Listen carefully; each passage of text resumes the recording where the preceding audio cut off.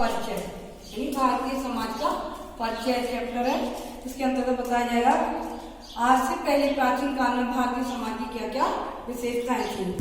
तो भारतीय समाज जब आधुनिक युग से पहले सारी वर्णाश्रम, संयुक्त परिवार, आश्रम, संयुक्त परिवार, अनेकता में एकता थी, विभिन्नता वाला देश था। उसके बावजूद भी भारतीय समाज में हमें अनेक उसके तर्क वितर्क के लक्षण दिखाई देते हैं।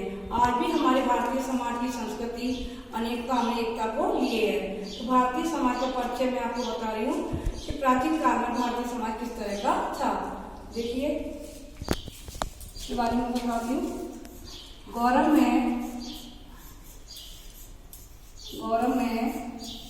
अतीत से युक्त भारतीय समाज, गौरव में अतीत से युक्त, गौरव में अतीत से युक्त भारतीय समाज, ये समाज गौरव में अतीत से युक्त भारतीय समाज अत्यधिक महत्वपूर्ण,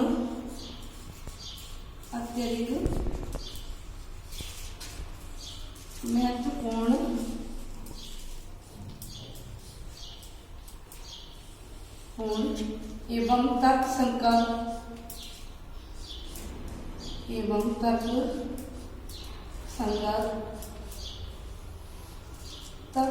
तत्वों की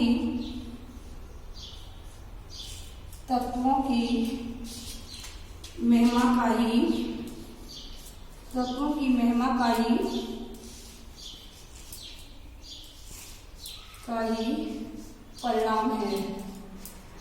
परिणाम है।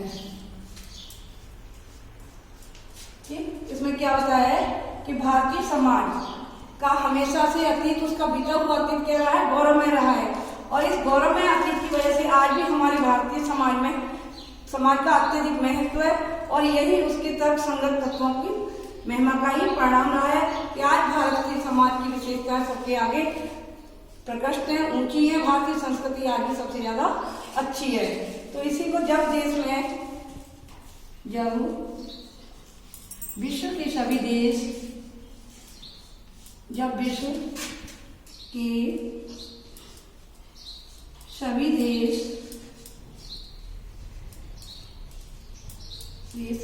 असभ्यता के विश्व के सभी देश किसमें असभ्यता के अंधकार में डूबे हुए थे, तब के अंधकार, जब विश्व के सभी देश असभ्यता के अंधकार में डूबे हुए थे,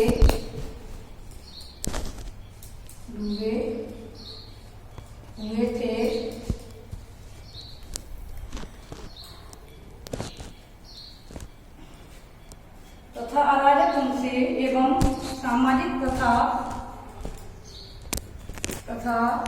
अराजक ढंग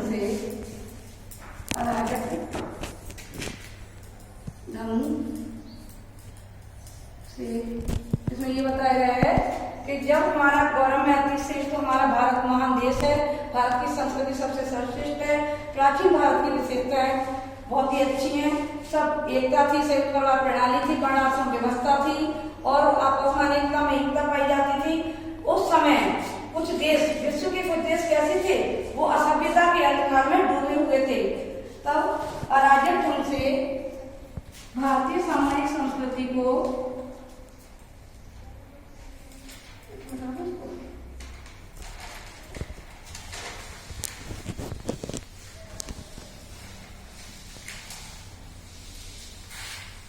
डूबे हुए थे, तथा अराजक ढंग से एवं सामाजिक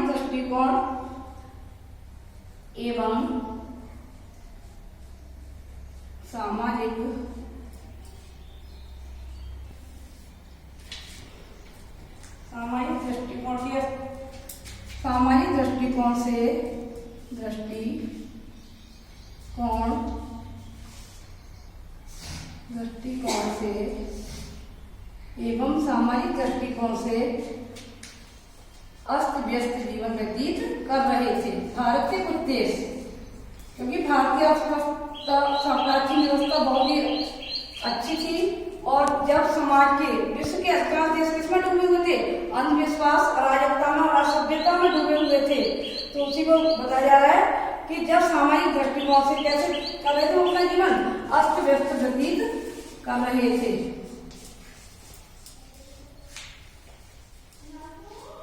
अस्त व्यस्त जीवन व्यतीत कर रहे थे। तब उसी समय उस प्राचीन काल में भारतीय समाज पर्याप्त विकसित एवं संचित था कर रहे थे। तब प्राचीन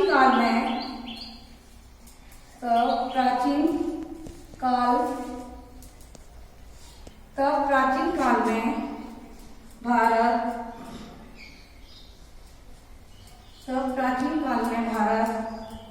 सुव्यवस्थित ढंग से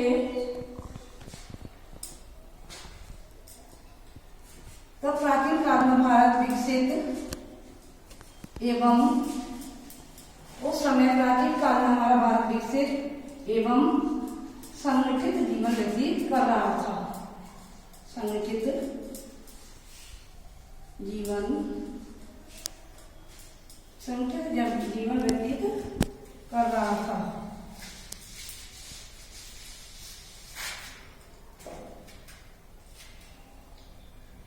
संगठित जीवन व्यतीत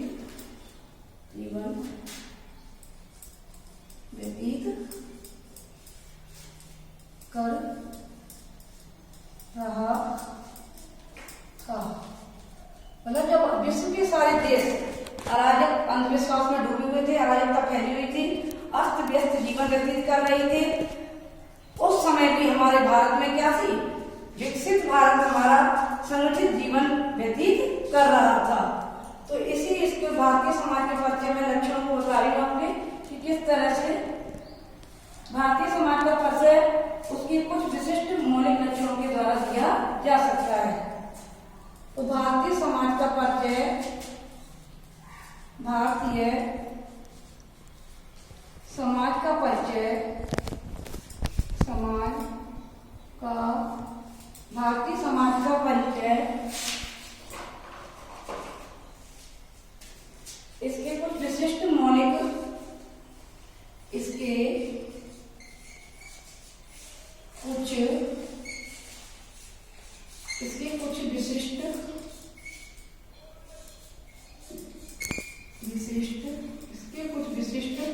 मौलिक लक्षणों के द्वारा दिया जा रहा है।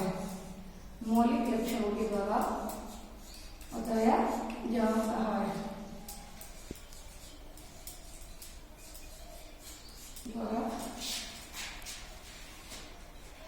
समाज के कुछ विशिष्ट मौलिक लक्षणों के द्वारा बताया जा रहा है।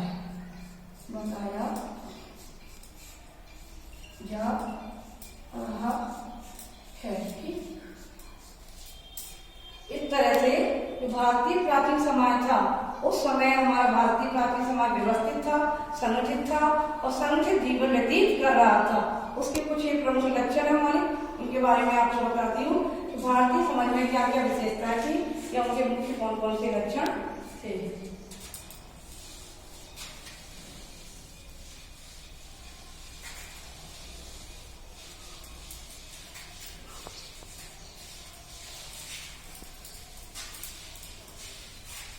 लक्षण है भारतीय समाज के कुछ मौलिक लक्षण। पहला है अनेकता में एकता। अनेकता में भारतीय समाज का सबसे प्रमुख लक्षण है अनेकता में एकता।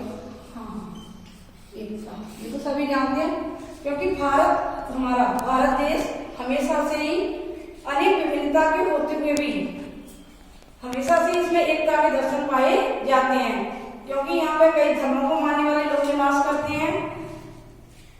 यहाँ अनेक भाषाएं बोली जाती हैं और यहाँ शैव, वैष्णव आदि धर्मों सब कुषाण अनेक जातियां आई, यहाँ आई और उनमें ही संलग्न हो गई और उनकी ही संस्कृति को उन्होंने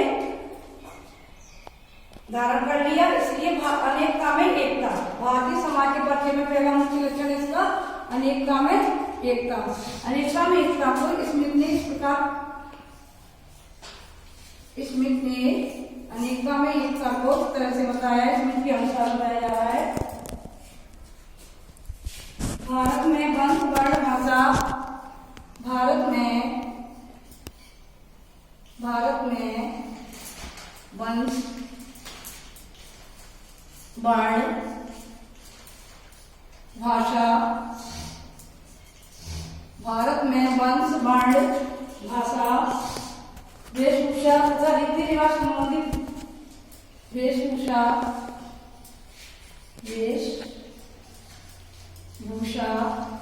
तथा रीति रिवाज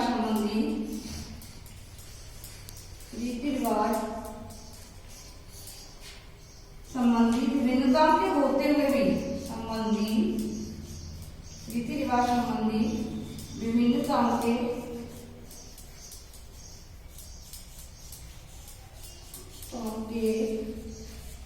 होते हुए भी हमें यहाँ पर विभिन्नताओं के होते हुए भी अखंड सार्वभौमिक एकता दिखाई देती है। विभिन्नताओं के